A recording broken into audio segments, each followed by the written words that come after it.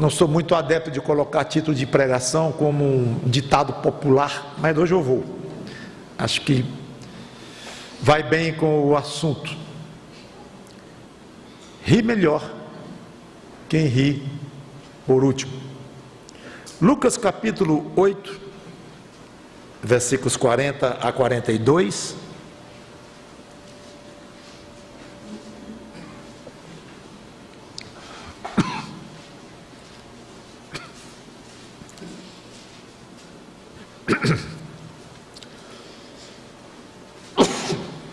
Lucas 8,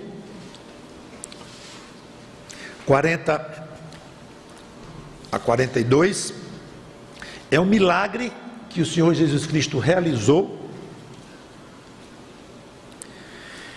que foi inclusive interrompido por um outro milagre. Ele estava no processo, vocês vão ver, por isso que eu vou pular do 42 para o 49, vocês vão já compreender. Então, Lucas 8, 40 a 42. Ao regressar Jesus, a multidão o recebeu com alegria, porque todos o estavam esperando.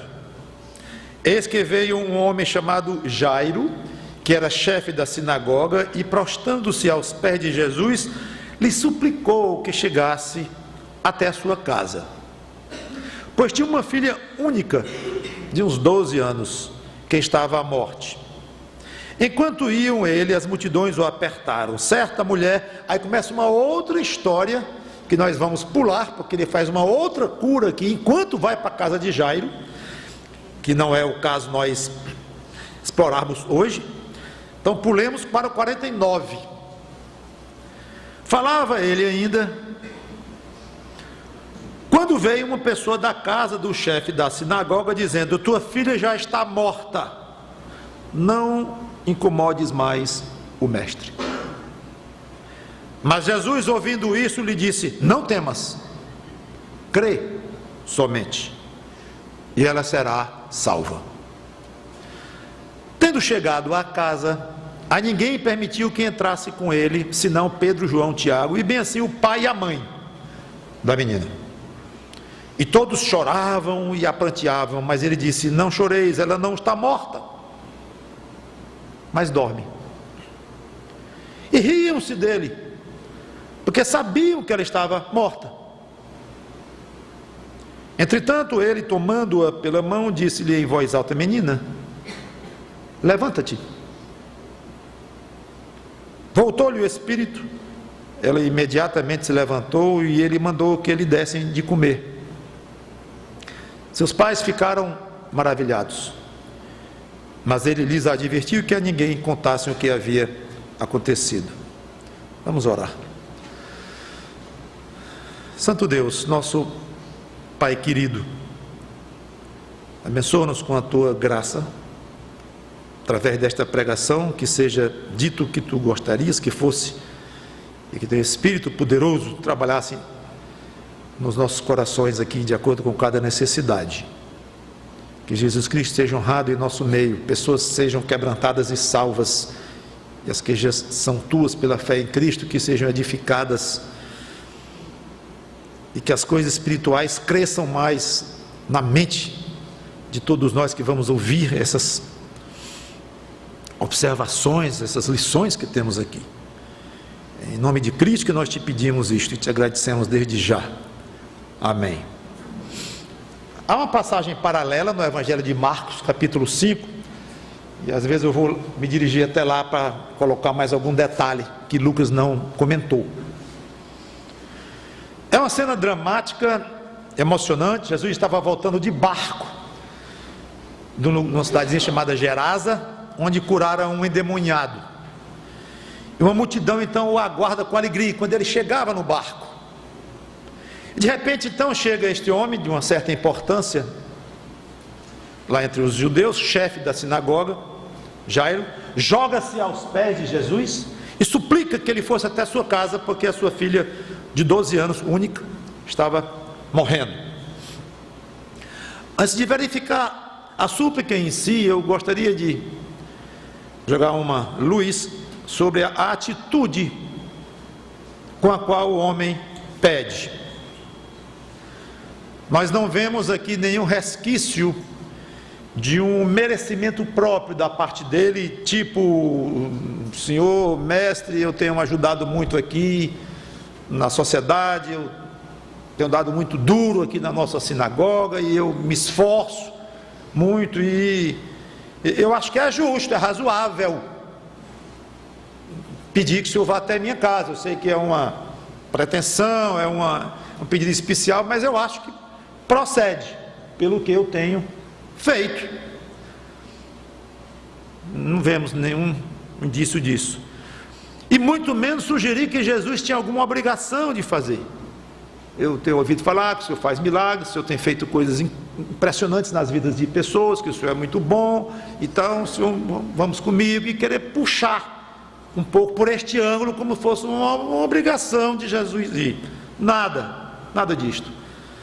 Ele se humilha e simplesmente se prostra e pede: Senhor, por favor, vá na minha casa. Ele faz isso em público, ele não chama a um cantinho. O senhor podia falar contigo em particular aqui, que eu sou um pouco tímido e tal.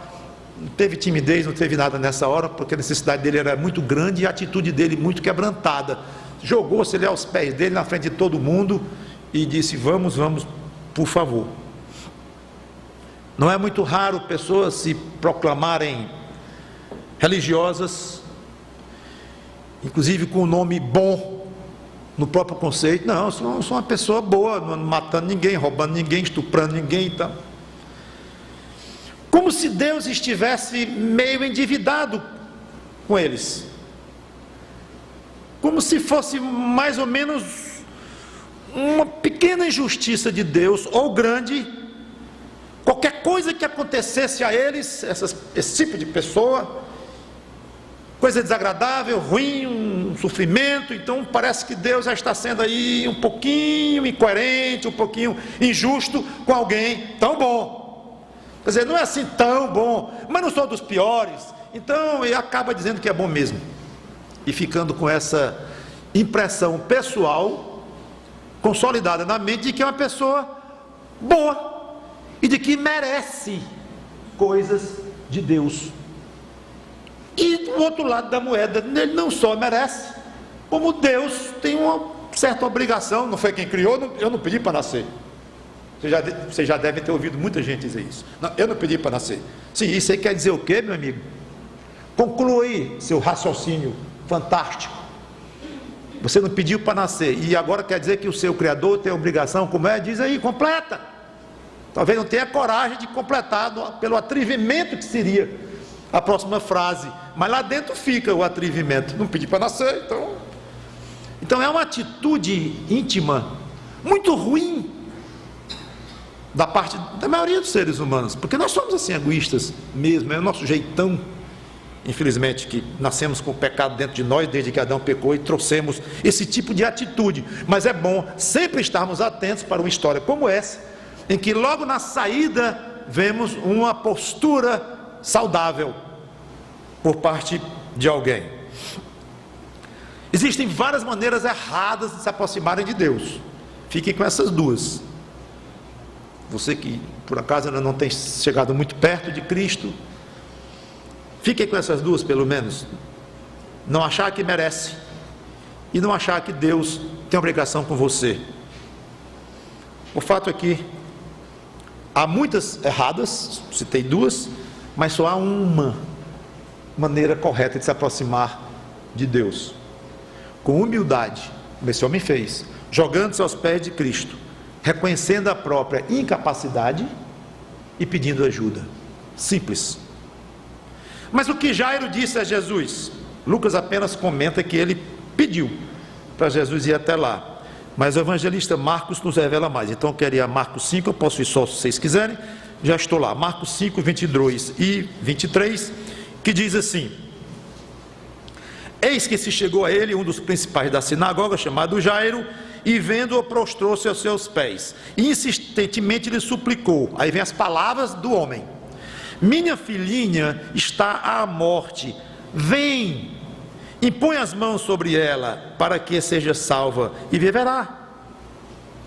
E diz então que Jesus foi com ele. Então, por trás das palavras do homem, nós vemos a fé dele, quando ele confessa abertamente confiança em duas coisas. Primeira, no poder de Jesus para realizar o milagre. Não teria sentido nenhum ele pedir para Jesus ir lá, se não cresce que Jesus poderia fazer aquilo. Segunda, confiança na disposição de que Jesus iria. Não sei, talvez ele não tivesse tanta certeza, mas pelo menos ele confiava que era bem provável que Jesus fosse. E a soma dessas coisas aqui é que era um fator forte.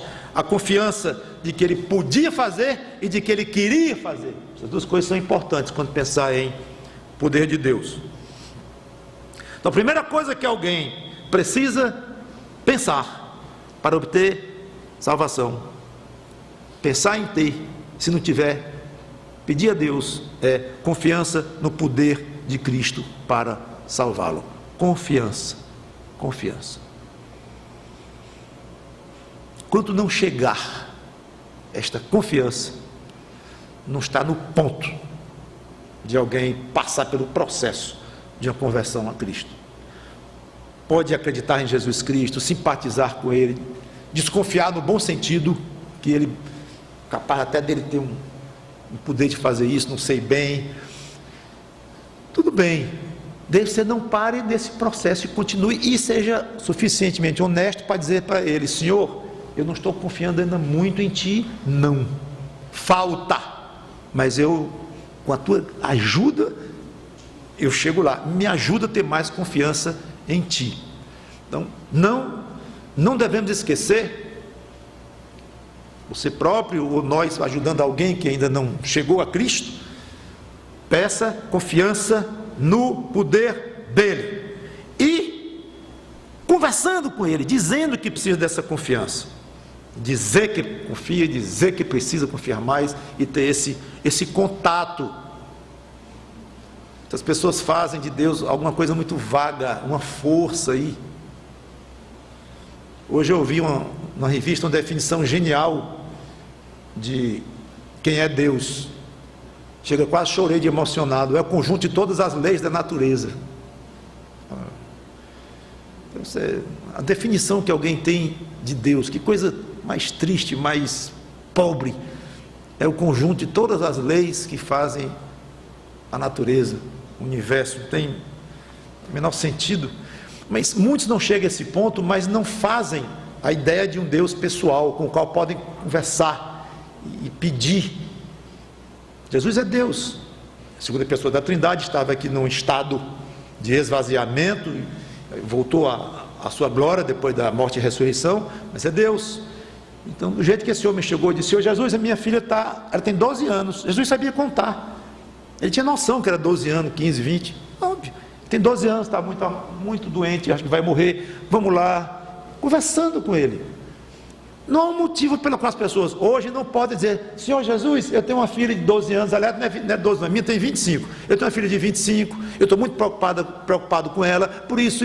Conversando com Jesus Cristo, conversando com Deus Pai. Ó Deus do Senhor Jesus Cristo, ouve a minha petição. Eu não te conheço bem, eu não confio muito em Ti, eu sou desconfiado, eu sou esquisito ou esquisita, mas me ouve. É isso, me ouve. Foi isso que Jesus fez.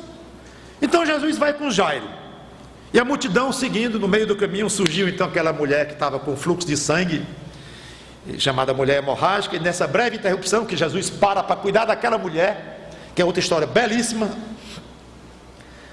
nesse momento chega alguém da casa de Jairo, e Jairo não perca mais o tempo do mestre. Uma terrível notícia: tua filha morreu. Como deve ter chegado aos ouvidos daquele pai? Para de incomodar Jesus. A reação dele, Jesus, é lindíssima, aqui no versículo 36. Mas Jesus, sem acudir a tais palavras, eu acho um espetáculo essa parte. Sabe o que isso significa? Sem acudir a tais palavras, sem não dar a menor importância para essas palavras. Esquece isso, Jairo, esquece o que você acabou de ouvir, confia em mim, olha para mim, não olha para a tua filha morta, ou que estão dizendo que está morta, seja lá o que aconteceu com ela. Show! Sem acudir a tais palavras, ele desprezou a notícia, péssima notícia, que a menina estava morta. Não temas. Então ele dá a solução. Não temas. Calma, Jairo, não se desespere. Agora você já imaginou pedir calma? Imagine você pedir. Já é difícil pedir calma para alguém que bate o carro. Acabou o carro, o seguro, como sempre, venceu na véspera, aquela história toda e tal. Pedir calma para alguém assim já é complicado. Agora, pedir calma para uma pessoa que está doente, ou que recebeu a notícia de uma doença de alguém querido, já é mais complicado. Agora, pedir calma para um pai que perdeu uma filha única, com 12 anos de idade, pedir calma. É isso. Pediu. Não temas, não é bem calma, mas não temas, não se apavorem. Mas ele não ficou só nisso. Ele deu o caminho a seguir. Senhor, eu não vou me apavorar. Por quê? Se eu estou cheio de motivos para me apavorar, você acha pouco? Crê somente. Então não é assim. Não temas, Jairo, a vida é bela. Você vai ter mais filhos e filhas. Não se preocupe, eu sei, eu entendo a sua posição, a sua sofrimento, mas seja otimista, seja happy. Não, esse tipo de evangelho, esse evangelhozinho fácil, que muitas pessoas colocam por aí. Jesus te ama, sorria. Isso é uma irresponsabilidade evangélica. Sorri, Jesus te ama. Isso quer dizer o quê? Não quer dizer nada de nada. O evangelho é muito mais sério do que isto. Então quando Jesus diz não temas, não é porque a vida é boazinha, bonitinha, não, porque a vida não é boazinha nem bonitinha, coisa nenhuma. A vida é muito dura. Então ele dá a solução. Não temas. E o que eu faço? Creia. Pronto, aí vai. Agora vai. Isso é evangelho. Isso é Bíblia pura. Creia em mim, Jairo. E aí você vai deixar de ter sentido em ter medo. Perfeito. Você vê que 3 palavrinhas dele, né? 4. Não temas, creia somente. O quanto vai dentro de 4 palavras de Jesus Cristo. Espetacular. Em Lucas, no capítulo 8, nós vemos a complementação, quando Jesus diz, e ela será salva. Ou seja, eu vou resolver isso. Vou solucionar esse problema. Ele garantiu. Não temas, creia, e ela será salva. Eu vou resolver isso. É como se Jesus tivesse dito, você mesmo não acabou de confessar que crê no meu poder para curar a sua filha? Pois mostre agora esta fé. Vamos lá, chegou a hora do teste. E toda fé é testada uma vez, 2, várias. Esse era um teste grande para Jairo provar o que ele tinha acabado de dizer. Vá lá, coloque a mão sobre ela e ela será salva. Ele tinha acabado de dizer. Pois, mostre que você crê nisso, Jairo. Quem já é de Cristo, quem já exerceu fé em Cristo, é um filho de Deus pela fé, sabe exatamente o que se passou com Jairo. Algumas vezes nós somos mesmo pegos em situações que nos teriam levado ao desespero, se estivéssemos sozinhos. Desespero. Mas Jesus está ao lado, não da forma como esteve com Jairo, fisicamente, ali, mas, aliás, eu posso dizer, mais do que ao lado, ele está dentro de nós, pelo Espírito dele e do Pai, que habita conosco, o Espírito Santo, e sussurra em nossos ouvidos, na nossa alma, calma, não temas, não se desespere. E é o próprio Jesus Cristo falando em nós, através do Espírito Santo dele. Creia em mim, eu vou lhe ajudar. Todo crente conhece o peso destas palavras inaudíveis, mas absolutamente fortes, claras no seu coração. Pode ser no meio de uma madrugada terrível, no meio de uma manhã horrorosa, no meio de umas situações que a gente não gosta nem de se lembrar, mas cujo apoio, cujo peso veio de uma maneira absolutamente inesquecível aos nossos corações. Calma, não temas. E ele fala pouco, né? Fala pouco. Não temas, creia somente. Não fez um discurso aqui teológico para Jairo, falando do poder dele, quais eram os planos dele, o que ele ia fazer com a menina, o que não ia. E a história não vai correr aqui. Mas ele falou pouco. Confie em mim, só isso. E lá foram. Chegando lá, Jesus permitiu que apenas 3 entrassem dos apóstolos dele, Pedro, Tiago e João, além dos próprios pais, porque tinha um alvoroço grande na casa, muito choro, lamento, provavelmente gritos profissionais de carpideiras que eram contratadas para chorar, mesmo na época. E estava lá aquela confusão de morte, choro, lamento. Aí Jesus diz assim: ela não está morta não, ela dorme. Ora, qual é o maior sonho de alguém que pensa que um parente morreu, que não seja o próprio Deus chegar e dizer, não morreu? Qual é o maior sonho que pode ter? É Deus chegar e dizer, não morreu não. E é exatamente o que ele diz, ela não morreu. Mas não acreditam e riem dele. Agora, um minutinho, vocês não estão se acabando de chorar aqui? Lamentando, as lágrimas chegam, banham os rostos de vocês, agora já estão rindo. Sempre me impressiona isso. Como é que se passa de um choro para um riso tão rápido, e um riso de gozação? Sabe o que isso mostra? A superficialidade de muito choro, e a ruindade do coração humano, sempre pronto a gozar do outro, mesmo que esteja no meio de um choro, mas não vai perder a oportunidade de dar uma gozada num. Como é? Vem esse homem dizer que esta mulher não está morta, essa moça não está morta, a gente não conhece o morto. Mas ele disse que ela não estava morta e riram dele. As situações na vida mudam muito rápido, tudo se inverte. Ri melhor quem ri por último. Riram de Jesus, não deveriam ter rido, ele não estava brincando. E o pior não é rindo de uma pessoa igual para igual, mas do próprio Filho de Deus. E o Filho de Deus não falando de alguma coisa qualquer, como ele muitas vezes ele falou, conversando, trocando ideia de alguma coisa, é claro que ele fez isso. Mas no contexto aqui ele estava concentradíssimo, falando de uma coisa muito específica, da vida ou da morte de uma moça que estava lá, fora de si. E ainda mais dentro da notícia maravilhosa que ela não estava morta. Isso era exatamente como eu penso, o que ele quis dizer. Ela não estava morta.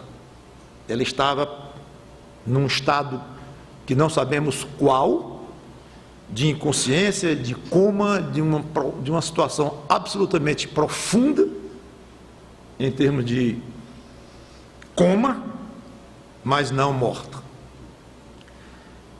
Eu não posso perder muito tempo, me investir muito tempo aqui, mostrando que muitos estudiosos acham que ela estava morta sim.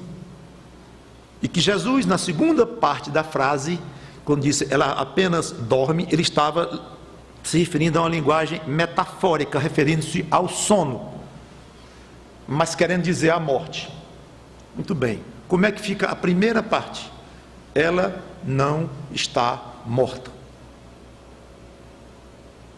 Ele disse, ela não está morta.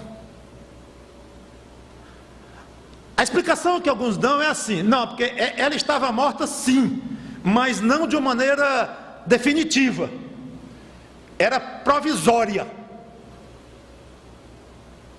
Mas ou alguém está morto ou não está morto. O fato de estar morto agora e depois se ressuscitar é outro assunto, mas enquanto estava morto, está morto. Lázaro morreu, ele disse, e eu vou lá ressuscitá-lo.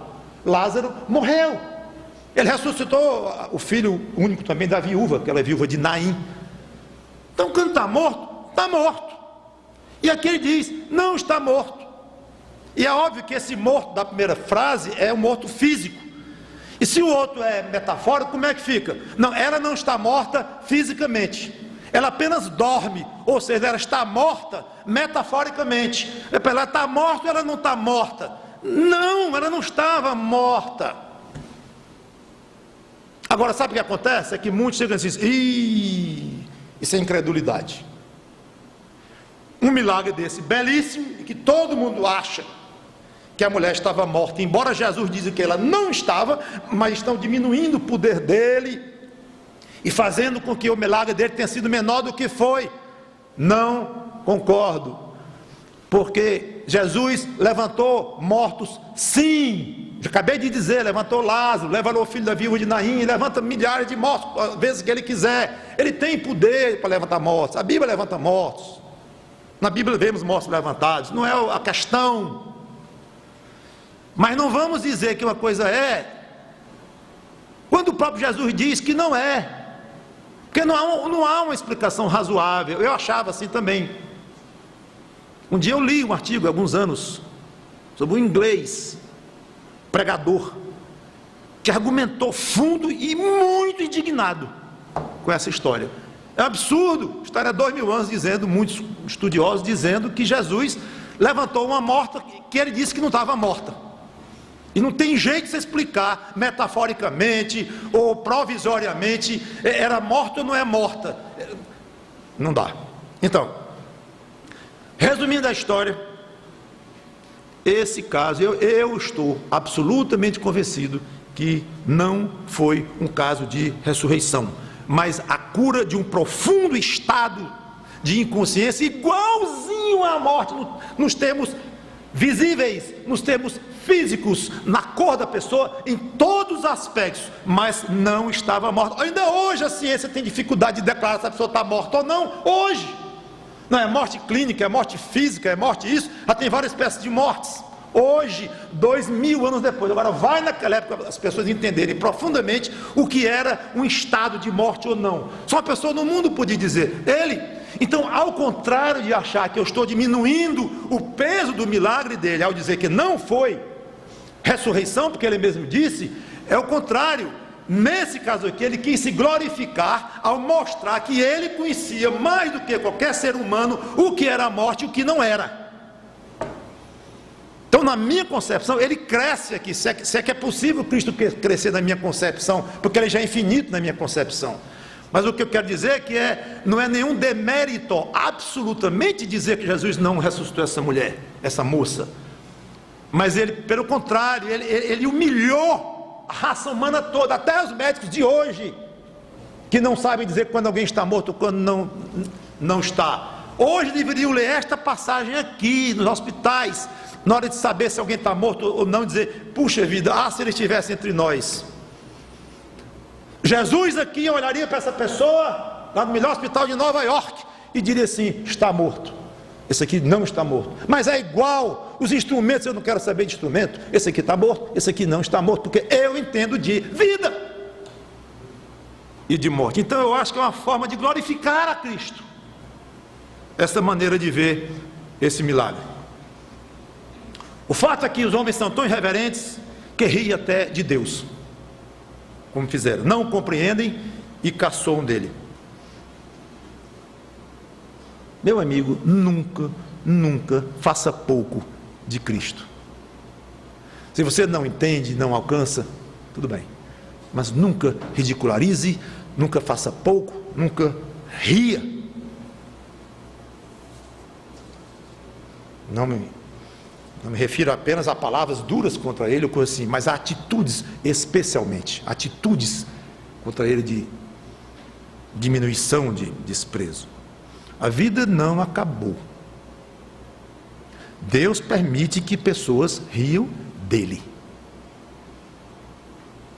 Jesus permitiu que rissem dele, mas por enquanto, viu? É por enquanto. Se você ainda consegue rir de Deus, mesmo dentro do seu coração, sem ninguém nem saber, mas um riso lá muito interno, você tenha muito cuidado, porque eu lhe garanto que é por enquanto. Deus no fim é quem vai rir. E ele diz isto, não vou ler essa passagem, não vou desenvolver esse assunto, mas ele fala que ele vai zombar. Tem passagens fortes em que ele fala de pecadores contumazes, duros, rebeldes, e Deus diz: eu rirei de vocês. No fim, Deus vai rir.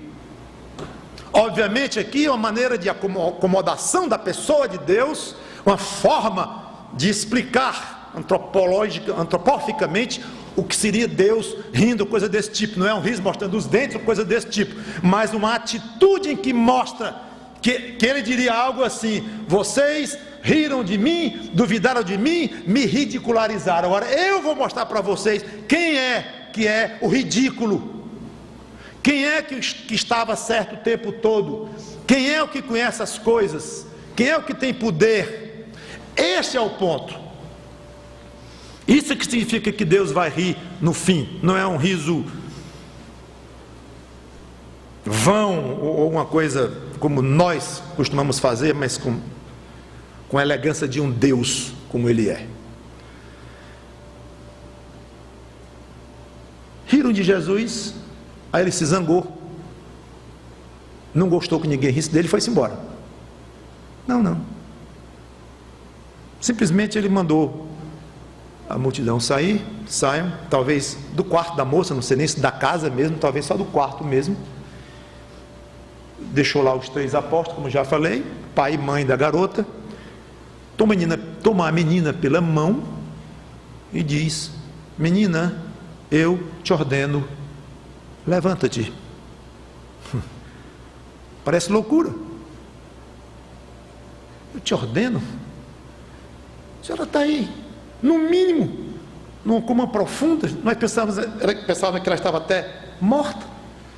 Falar com alguém dormindo, a pessoa não ouve, a não ser que acordar antes, claro. Falar com alguém dormindo, só uma criança, porque não vai. Ainda mais alguém com um jeito de morto e profundamente inconsciente. E Jesus fala.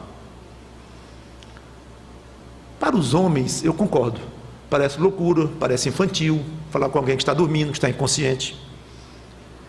Mas aqui é o próprio Deus que está falando. É o Senhor do consciente, do subconsciente, do inconsciente. É o Senhor de todas as esferas da nossa existência.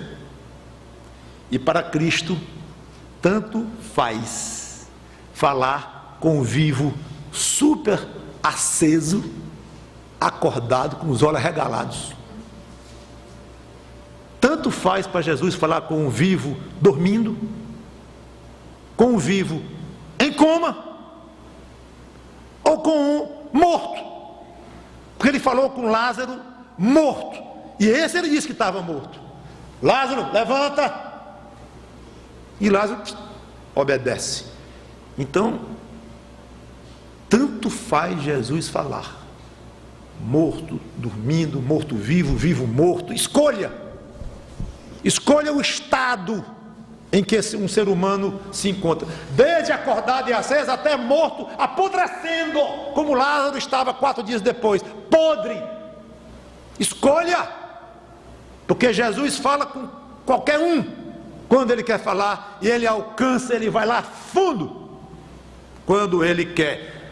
E ele não apenas fala, ele manda: Lázaro, levanta. Menina, eu te ordeno. Vocês viram aí, o verbozinho está lá: menina, eu te ordeno. Eu não te peço, eu não troco ideias. Pelo amor de Deus, te levanta para o povo crer em mim, porque vai ser um fracasso aqui para mim. Eu preciso desse milagre para aumentar a minha renda. Nada, eu te mando, levanta, fim.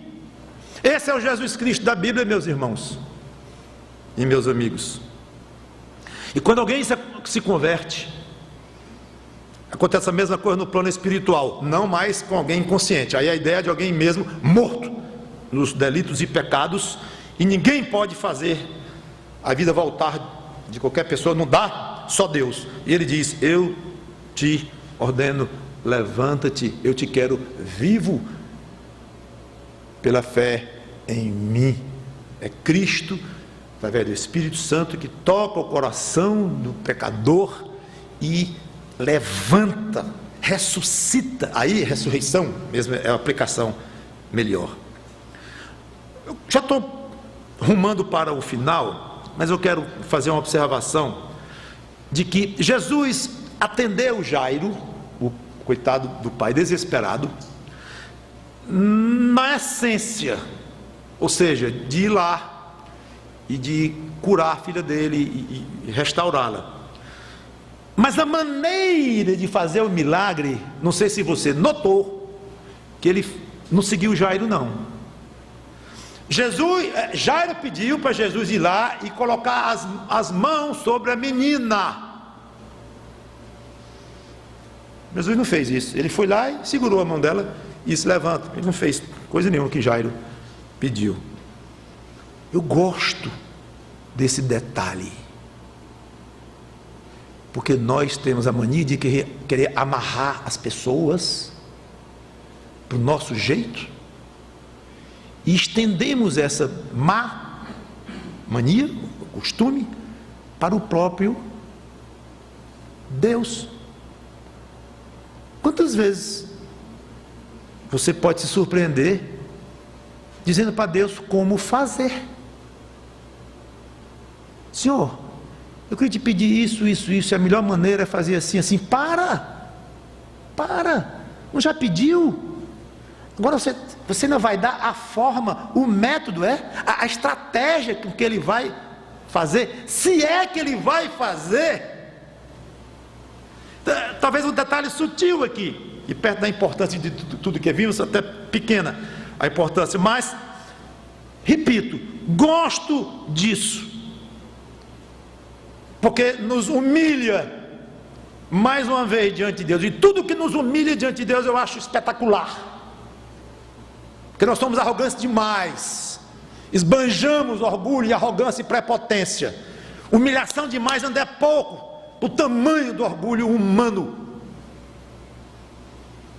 Eu vou, Jairo, deixe, creia somente e ela será salva, eu cuido dela. Então fica só a lembrança para vocês. Quer pedir alguma coisa a Deus? Peça com respeito, com reverência, de acordo com a vontade dele, mas não fique imaginando mil maneiras dele agir, como vai agir, se não vai agir daquela forma. Deixe isso com ele. Versículos 42 e 43, então encerrando. Depois de dada a ordem à menina, vamos aqui a Lucas, aqui no Marcos 5, 40, pronto, versículo 42 e 43. Imediatamente a menina se levantou e pôs-se a andar, pois tinha 12 anos, então ficaram todos sobremaneira admirados. Mas Jesus ordenou-lhes expressamente que ninguém o soubesse e mandou que dessem de comer à menina. Então Jesus deu uma ordem uma vez, não deu certo. Aí tentou a segunda vez, não deu certo. Aí, você vê uma coisa, amanhã eu volto, porque não funcionou bem. Não. Imediatamente a menina obedeceu o que ele mandou, se levantou, andou e comeu, tudo ali, em rápida sequência, uma ordem de Cristo, e tudo acontece como ele mandou, absolutamente da mesma forma. E ficaram sobremaneira admirados, lá no final do versículo 42. Que coisa!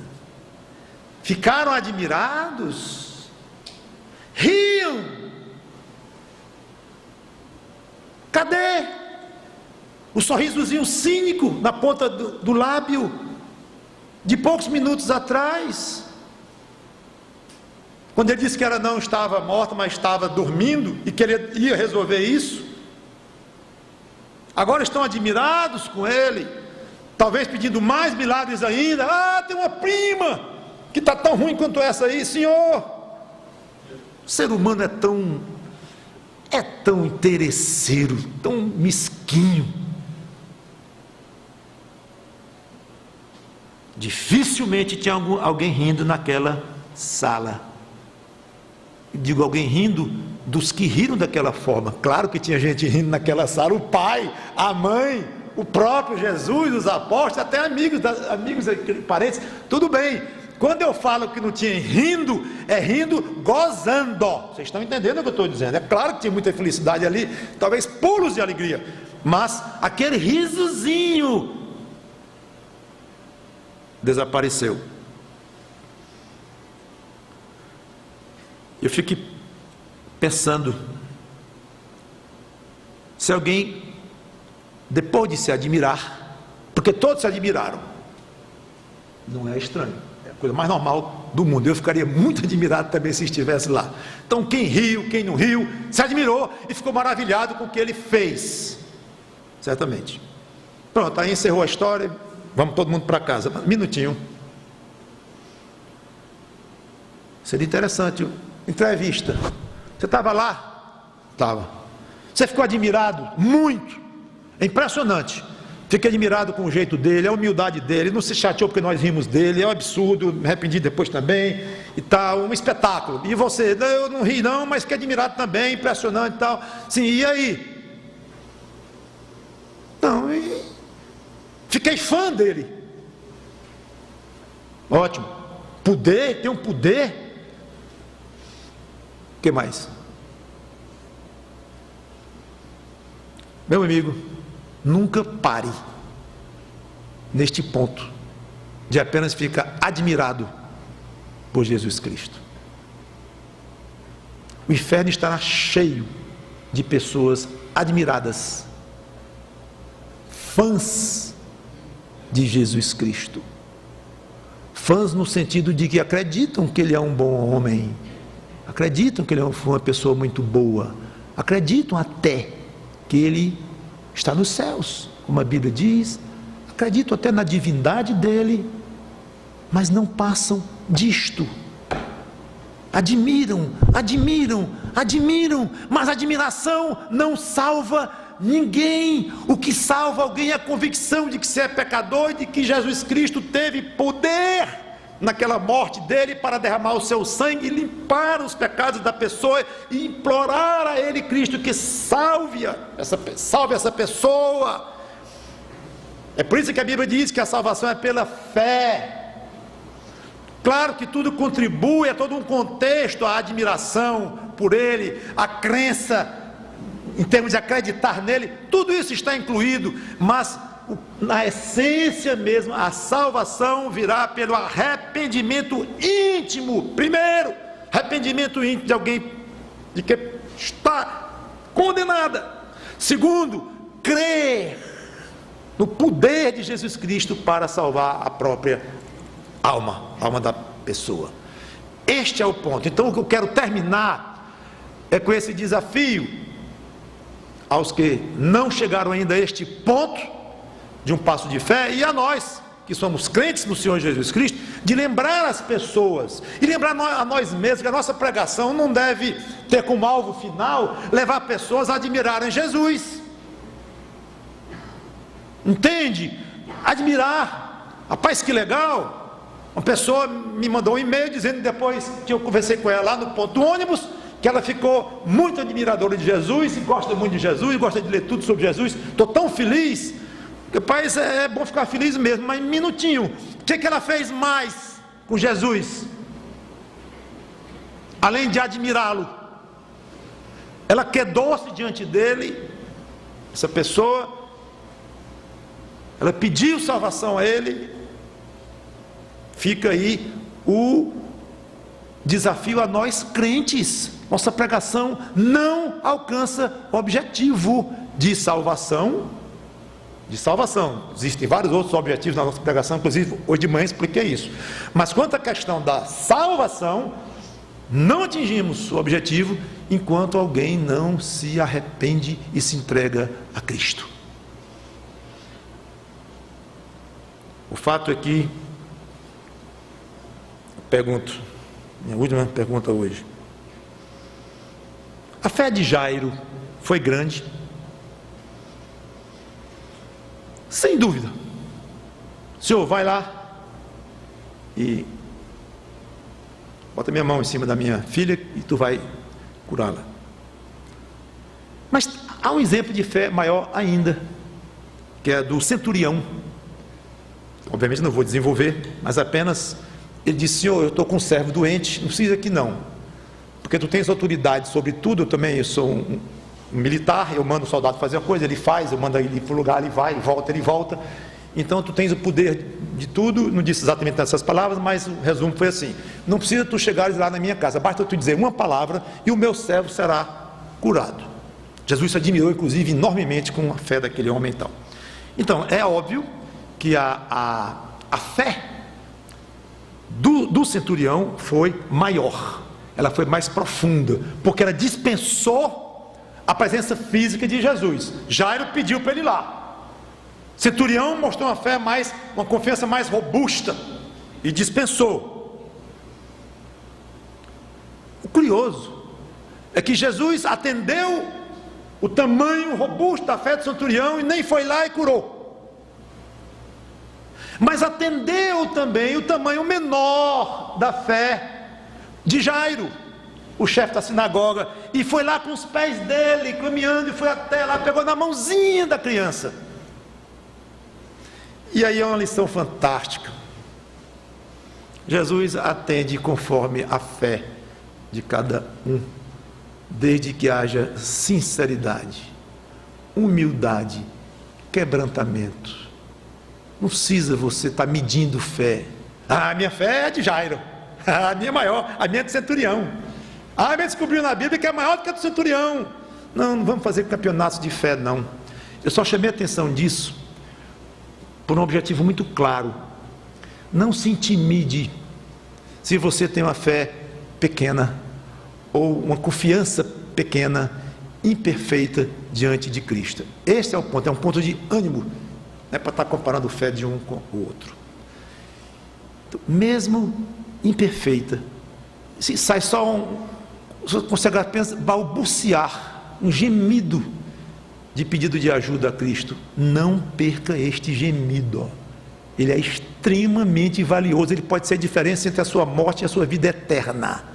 Gema diante de Cristo e peça ajuda, peça perdão, peça convicção do quão ruim você é e você está, e o quanto necessitado você está dele. E ele vai atender o seu pedido imperfeito, seu gemido fraquinho, desde que ele venha, repito, com humildade, com sinceridade, com quebrantamento e com o máximo de confiança que você puder, mesmo que seja um grão de areia, mas jogue toda a sua confiança nele e continue pedindo, que ele vai lhe atender como atende todo aquele que sempre precisou dele e pediu ajuda.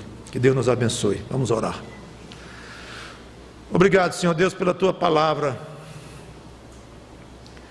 que ela não volte vazia e faça o que te apraz nos corações dos que a ouviram. Obrigado por essas lições para quem não são, os que não são crentes, para que já somos crentes, para todos nós. Tem tanta lição para tanta gente aqui dentro, falando de ti, do teu poder, da tua bondade em mandar o teu filho para nós, viver de uma maneira tão linda, tão bela, sendo ridicularizado, sabendo perfeitamente o que estava dizendo, mesmo assim continuando na sua obra tão dignamente. Obrigado pela alegria daquele pai e daquela mãe, daqueles parentes e amigos. Obrigado pelos que se converteram naquele dia com o teu exemplo, teu poder, com a tua pessoa. Lamentamos pelos que apenas se admiraram contigo, te achando um grande homem, talvez um grande curandeiro, não sei, mas não chegaram lá. E que hoje pessoas não se impressionem apenas com algumas facetas da personalidade do Senhor Jesus Cristo, ó Deus, mas que muito mais do que isso chegue à essência de entender Cristo como Salvador, absolutamente necessário para cada ser humano. É em nome dele que nós te pedimos e te queremos glorificar com tudo que foi dito e que ainda vai ser feito nos corações. Amém.